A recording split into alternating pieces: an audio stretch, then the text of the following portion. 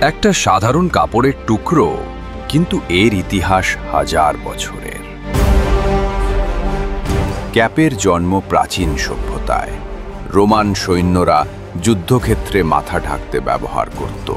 মধ্যযুগে কৃষকরা সূর্যের তাপ থেকে বাঁচতে ক্যাপ পরত। আর ১৯০০ শতাব্দীতে ক্যাপ পরিণত হয় মানুষের পরিচয় আর ফ্যাশনের অংশে।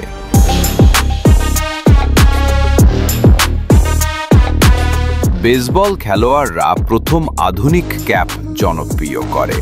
সৈনিকরা ক্যাপকে শক্তি আর শৃঙ্খলার প্রতীক বানায়। ধীরে ধীরে ক্যাপ হয়ে যায় কাজ, খেলা, ফ্যাশন আর স্বাধীনতার প্রতীক।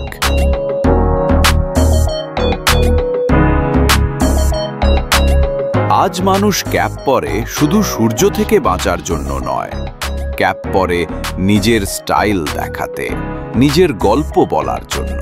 ক্যাপ একটা অ্যাটিটিউড, একটা লাইফস্টাইল। আপনি শুধু একটা কাপড় নয়, আপনি পরেন আপনার স্টাইল, আপনার স্ট্রেংথ আর আপনার story. BES, wear your identity.